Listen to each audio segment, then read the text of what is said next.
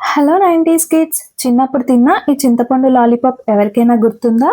Taste చాలా బాగుంటుంది కదండి. దీనికోసం ఈ కప్పుతో చింతపండుని అయితే హాఫ్ అన్ అవర్ ముందు నానబెట్టుకున్నాను. తర్వాత దీనిని మిక్సీ జార్లోకి అయితే వేసుకోవాలి. అలానే యాలకులు, లవంగాలు, దాల్చిన చెక్క కొద్దిగా, జీలకర్ర హాఫ్ స్పూన్ వేసుకుని మెత్తగా మిక్సీ పట్టుకోవాలి. ఇప్పుడు స్టవ్ ఆన్ చేసుకుని ఒక పాన్ పెట్టుకుని ఏ కప్పుతో చింతపండు తీసుకున్నామో అదే కప్పుతో 2 కప్పుల వరకు బెల్లం, కొద్దిగా వాటర్ వేసుకుని మరిగించుకోవాలి. తర్వాత దీంట్లోకి 3 స్పూన్స్ వరకు పంచదార వేసుకోవాలి. ఇది కరిగిన తర్వాత మిక్సీ పట్టుకున్న చింతపండు ఏదైతే ఉందో దాన్ని కూడా వేసుకుని ఉడికించుకోవాలి. తర్వాత దగ్గర పడ్డాక కొద్దిగా కారం అలానే సాల్ట్ వేసుకుని మొత్తం అంతా కలిసేలా బాగా కలుపుకుని దగ్గర పడనివ్వాలి. చూసారు కదండి, ఇలా స్టిక్ అయి ఉండాలి. అప్పుడైతే కరెక్ట్ గా ఉన్నట్టు.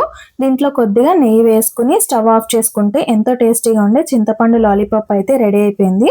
మీలో ఎంతమంది ఈ చింతపండు లాలీపాప్ తిన్నారో కామెంట్ చేయండి. ఈ రెసిపీ నచ్చినట్లయితే లైక్, షేర్ కూడా చేయండి.